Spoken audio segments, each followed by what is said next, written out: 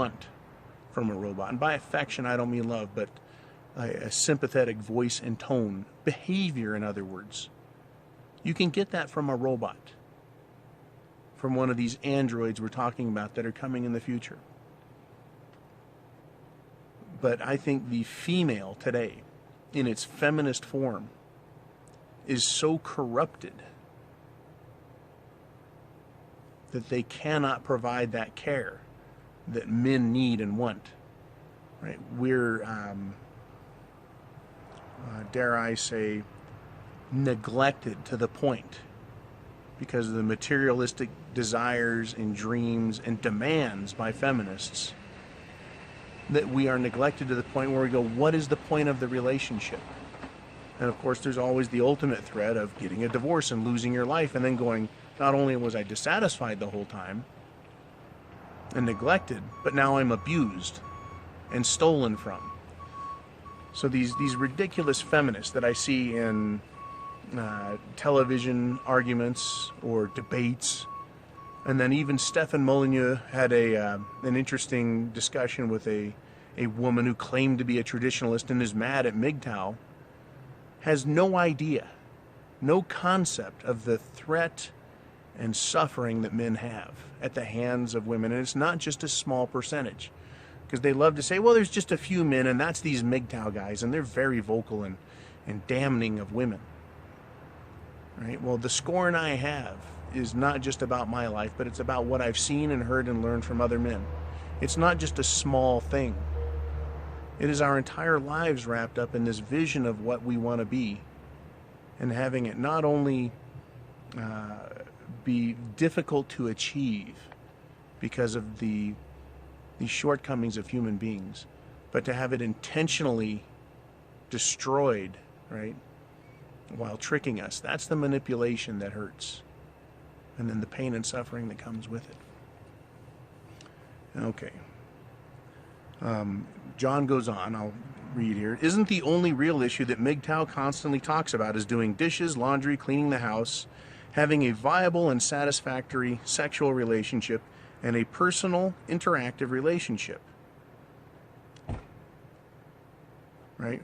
Who is more human, the dish rag, dead, cold sex partner with schemes and emotions, talking about women, or the active and willing sex participant and outgoing and caring female robot?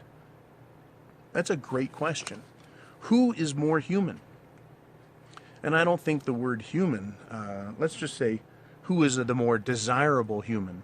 The artificial one that satisfies, or the natural one that we're going to put in here at the beginning, has schemes and is emotionally driven?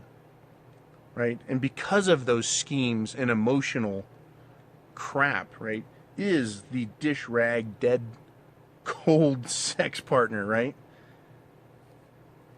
Who is not willing, right? That's why it seems that the robot, when we imagine the way it's going to behave and perform and talk, would be more human, right? It would appear more human because it doesn't have those faults. But see, the fault is not a small fault that women have. The fault is massive. And I just described it to some degree. It has to do with the cold, calculating scheme. It has to do with manipulating us emotionally as men and then using us. It has to do with their lack of performance, their lack of desire to perform, not just because they're lazy, but because they want to deny and use that as part of their program, their training, right? The holding of the carrot out in front of you, right? It's the scheming that comes in. And the scheming would be no big deal if there was no risk. So then we examine the risk. What is the risk? Right? You having to pay and lose on a financial, on a real basis, a measurable basis, not just the emotional part of it. Okay. So John goes on to write, what makes the real difference between a human female and a female robot? Other than the the issues of divorce, alimony payments, not having any children by her, but one would be appreciative and willing to do anything you would like to do. Right? Would you take the female robot over the human female? Right? If you take away issues of divorce, alimony, right, and this idea that you're going to have children and they're going to be used against you, when you examine everything about the android woman, right? She looks like a woman. She feels like a woman.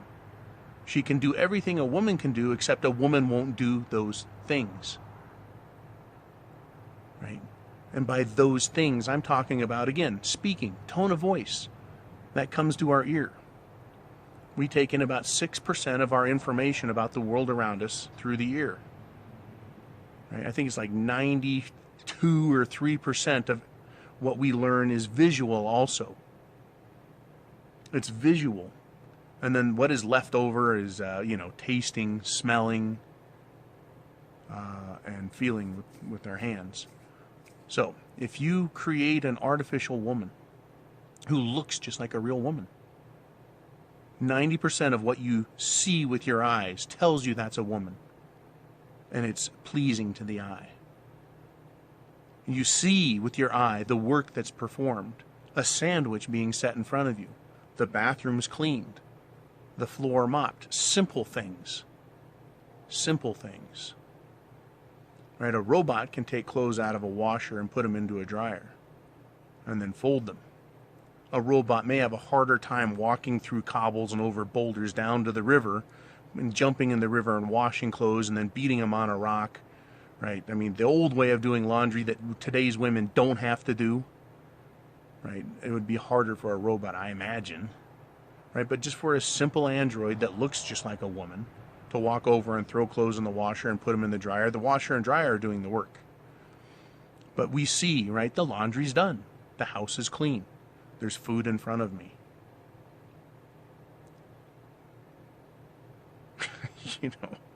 See. And then you hear the tone of voice, the expression of care, right? Caring. You hear that. You see that.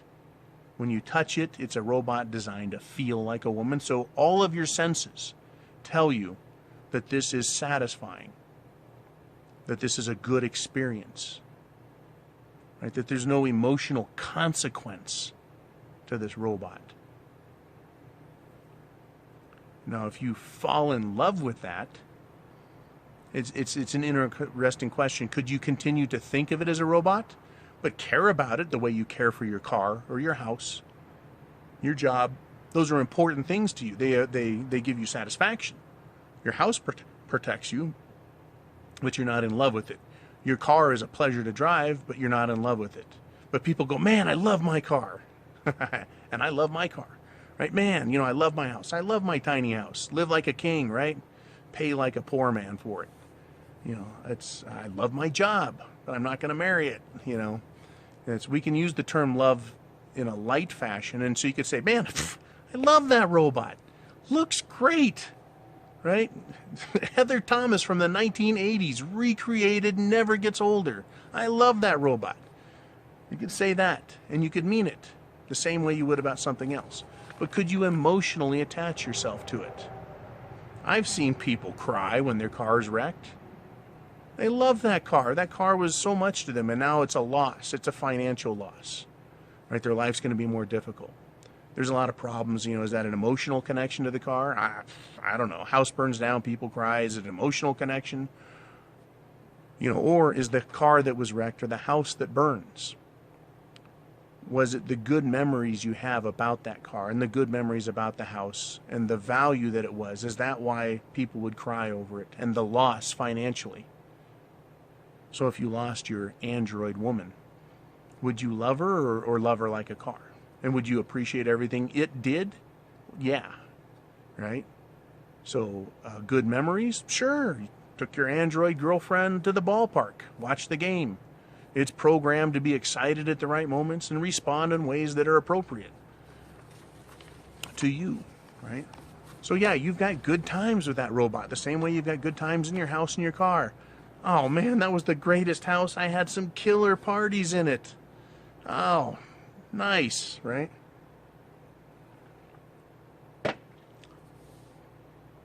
What is that? The love, the emotional love. Where does that come from? It's one of those deep questions. All right.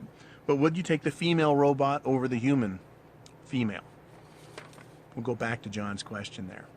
You take a look, right? All the information that comes in, that we gather through our eyes and our ears and our tongue and our nose and our skin.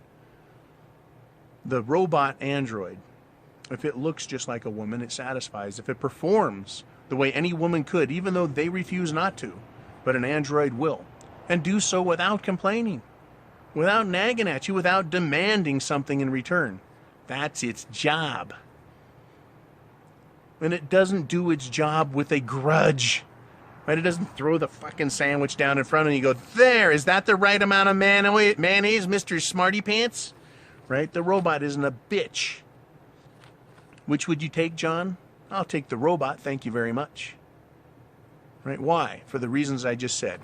It looks like, sounds like, smells like, tastes like the ideal woman.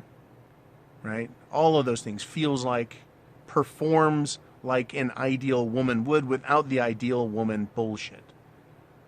Right? Because even the ideal woman is not going to be perfect. All right, let's continue.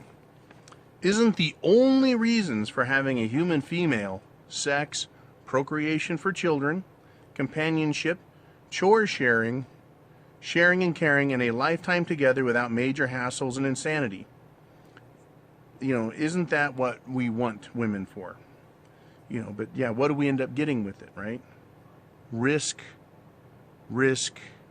emotional pain, suffering, etc. Would you love a female robot more than a human female if she truly fulfilled all your needs and desires and you were able to fulfill any of her potential, right, needs? Would you fight and kill over having such a female robot, right? Do you, John, he writes to me, take this female robot as your lawful wedded companion to be faithful spouse, casting all aside others, to love and cherish in sickness or in health, in richness and poverty, in lithium and analog, as long as you both shall live, right? Marry a robot. There's no need.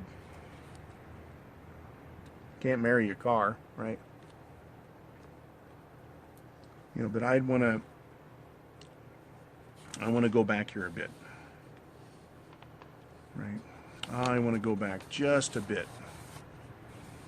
Isn't the only reason for having a human female sex, procreation, companionship, sharing the workload, right? And a lifetime of that. That is why we want females. And John just nailed it with this. That's what we want. Sex, procreation, right? Companionship, right? Help with chores, right? Helping with the workload. And a lifetime together without, he puts insanity, but let's say a lifetime together without just mental abuse and divorce, right? That's what we want women for. Now, can a robot provide that? The answer is yeah. Yeah, it can. Sex? Sure. Android can have sex. Can an android have children with you? No, but you can combine your male DNA with another male DNA and create either a natural woman or a natural man. Can an android woman who looks exactly like a woman and behaves perfectly be programmed with proper childbearing skills and psychology? The answer is yes. You can have a child grown in an artificial womb and then have the love and care that child needs, whether it's a man or a baby boy or a baby girl, and raised in a house with an android mother who isn't a raving, psychotic, feminist, cock-hating, backstabbing, cheating whore, and grow up as a normal child. That's what it may take to get all of these feminists off the planet and to start raising children, not through the state's idea, but through our own, right, with an android. That's interesting. It's an interesting idea. Can't have babies with a robot, but an android, a good one, could certainly raise one with you.